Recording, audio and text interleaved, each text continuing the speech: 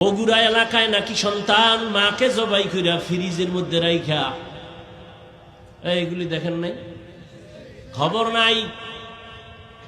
অথচ ছেলেটা এত সুন্দর চেহারাওয়ালা সন্তান, প্রথমে স্বীকার করে নাই, পুলিশ ধইরা, র‍্যাব ধইরা, সিসি ক্যামেরা দেখা এরপরে স্বীকার করছে, হ্যাঁ আমি আম্মারে মারছি। কে মারছো? আমি একটা মেয়ের সাথে প্রেম করি, তার মন রক্ষার জন্য টাকা লাগবে, আম্মাকে টাকা চাইছি, দেয় নাই। আম্মা যান তরকারি করতেছিল, পেছন থেকে আইসা আমি দইরা মাইরেই ফালাইছি, মাইরা ফ্রিজের মধ্যে ডিপ ফ্রিজে রাখছি। আবার হাতে কুড়াল নিয়া স্টিলের আলমারি ইচ্ছা রকম ভাঙছি, বুঝাইছি ডাকাত আসছে ঘরে, আলমারিও ভাঙছে, আম্মারেও মারছে। ও এগুলি কইরা টেলিফোন করছে বাবারে, আম্মারে দেখি না আইও। এবার বুঝুনি, যেই মাইয়ার লইগে এত কিছু করলো, ওই মাইয়া ভাইবে, কথা হয় না, ওর ফাঁসি হইব না? ও যুবক, একবারও কি ভাবছো তুই যার জন্য কাঁদো সে তোর জন্য কাঁদে না?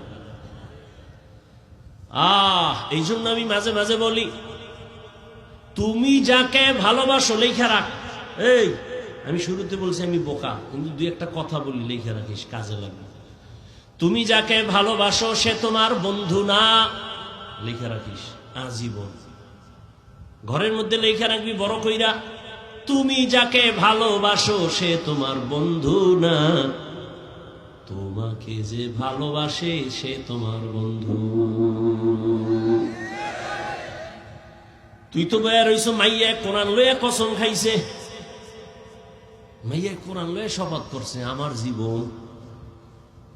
আমি বললাম মাইয়া কয় নাম্বার সিরিয়াল? হুজুর এটা কেমনে কই? আমি কই তুই যত নাম্বারের সিরিয়ালে আছো, মাইয়া ওই নাম্বারের সিরিয়ালে আছে। তুই 3 মাইয়ারে ধাক্কা মাইরা 4র্থ মাইয়ার সাথে আছো, ওই মাইয়াও 3টা ফোলারে ধাক্কা দিয়া 4র্থ তোর সাথে কসম খাইছে তোর টাকা খাওয়ার জন্য। কিন্তু লাভ হইল কি? একটু যদি চিন্তা করতি, একজনের মাইরা আমি আর একজনের সাথে থাকবো, কই জীবনটা তো ধ্বংস। মেয়েও জেলখানায় যাবে, তুইও জেলখানায় যাবি, পস্তে পস্তে মরবি, না দুনিয়া পাইলি না আখিরাত পাইলি। জীবনের অমূল্য সম্পদের নাম চরিত্র, আখলাক।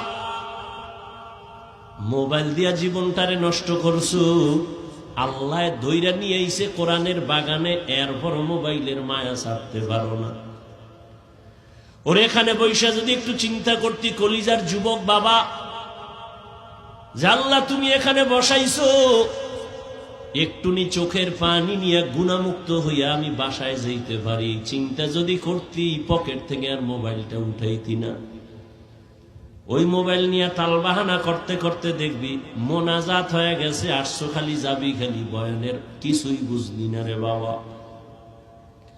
এটা কোন থানা? পেকুয়া থানার পুলিশ আইসা একটা আসামি ধইরা নিয়ে থানায় এমন ভাবে বেতের বাড়ি মারলো, কিন্তু চিৎকার দেয়, চোখে বানি নাই। বুঝো বাবা, আল্লাহ মানুষকে জ্ঞান দিছে ভালো মন্দ বুঝার, কুত্তাকে দেয় নাই, একটু বুঝো। পেকুয়া থানায় আসামি নিয়ে বেতের বাড়ি দেয়, কাঁদে না, শুধু চিল্লায়, কিন্তু চোখে বানি নাই। আর আল্লাহর খাস বান্দারা বয়ান যখন করে, ময়দানে 200 হাত দূরে বয়া যুবক কান্না করে। একটু বিবেকটারে জিজ্ঞাসা কর, ওই যুবকের মারলো কে? বিবেকটাকে জিজ্ঞাসা কর। থানায় আসামি বেত দিয়ে পিডায়, কাঁদে না, কিন্তু অজের প্যান্ডেলে মানুষ কেন কাঁদে? ওরে মারলো কে? ওর চোখের পানি অনবরত পড়তেছে। এর নাম কফাল।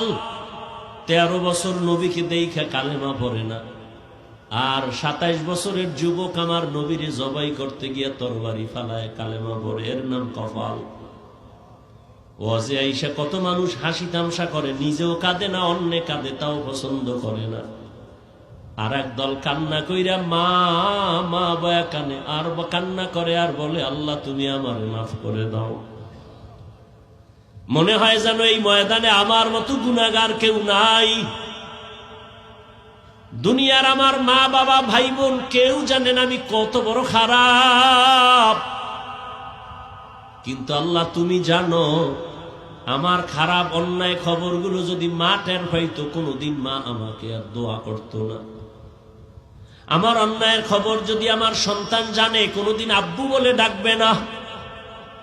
কিন্তু আমার আল্লাহ কত দয়ার মালিক, এই হাতের দ্বারা কত গুনাহ করছি, চোখের দ্বারা কত গুনাহ করলাম, জবানের দ্বারা কত গুনাহ করলাম, আল্লাহ সব দেখছেন আর জানছেন। তারপরেও কোনোদিন রাগ করিয়া পানি বন্ধ করেন নাই।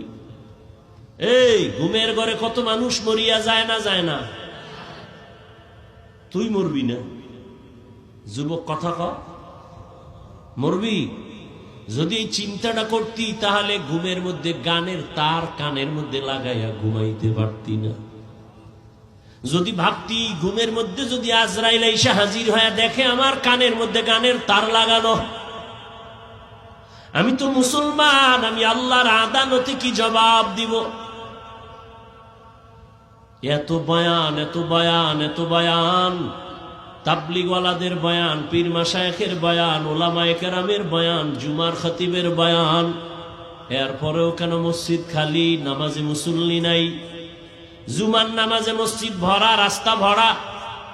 এরা কোথা থেকে আসলো হঠাৎ? চট্টগ্রামের বান্দরবনের জঙ্গল থেকে বোধহয় চলে আইছে। হ্যাঁ, তাহলে এরা ফজরে কইছিল, আসরে কই গেল? জুমার সময় ভরপুর জায়গা নাই, কমিটি বলে টাকা দাও, মসজিদ বাড়ানো লাগবে। অথচ এরা ফজরেও নাই, আসরেও নাই। আবার জুমায় আইসাও কপাল খারাপ, পুরা নামাজ পড়ে নাই।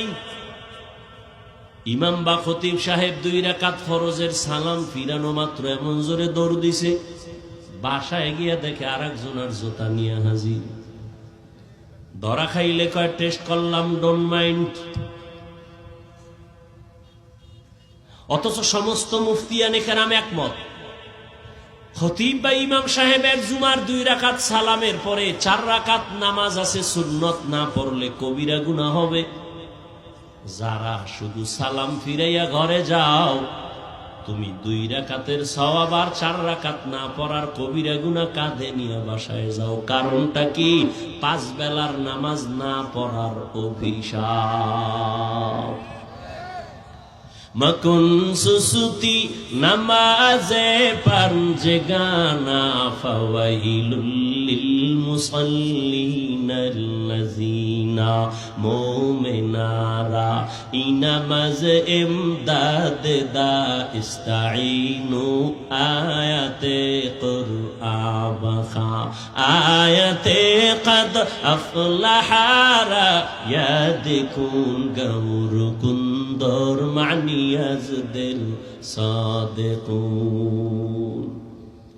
রহমতের নবী বলেন, বাইনাল আবদি ওয়া বাইনাল কুফরি তারকুস সালাহ।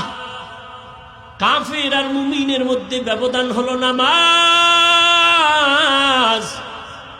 বেঈমানেরা নামাজ পড়ে না, মুমিনেরা নামাজ ছাড়ে না। ও মুমিন, তুমি নামাজ কেন পড়ো না? ও যুবক, এখানে যারা বসা আছো, তুমিও যে আল্লাহর গোলাম, আমিও সেই আল্লাহর গোলাম। তোমার আল্লাহ আমার আল্লাহ 1 না 2? সত্য কথা মানো না মানো, স্বীকার করিও রে বাবা। ও যুবক, তোমার নবী আমার নবী, তোমার আল্লাহ আমার আল্লাহ, তোমার কোরআন আমার কোরআন, তোমার কাবা আমার কাবা, তোমার ধর্ম আমার ধর্ম, তোমার কালেমা আমার কালেমা। তুমি আমি দুনিয়াতে আসছি, সিস্টেম এক, শুধু পেকুয়ার মানুষ মনে হয় যেন লঙ্গি ভরে আসছে দুনিয়ায়। সব এক। বিদায় যেদিন হবে সেদিন কাফনের সংখ্যা হবে 3টা, শুধু এই এলাকার মানুষের জন্য একটা বেশি। তুমি ধনী হইয়াও যদি মরে যাও, টাকার সম্মানে কেউ একটা কাফন কেউ বাড়াইয়াও দিবে না। রিকশার ড্রাইভার গরিব যদি মরে যায়, গরিব হওয়ার কারণে একটা কাফন কেউ কমাইয়াও দিবে না।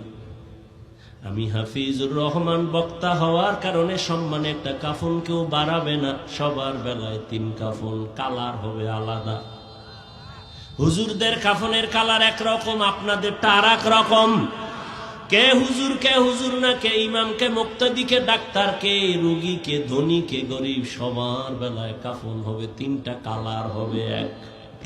কবরের সাইজও কি না আপনাদের এলাকায় এক হাত বড়?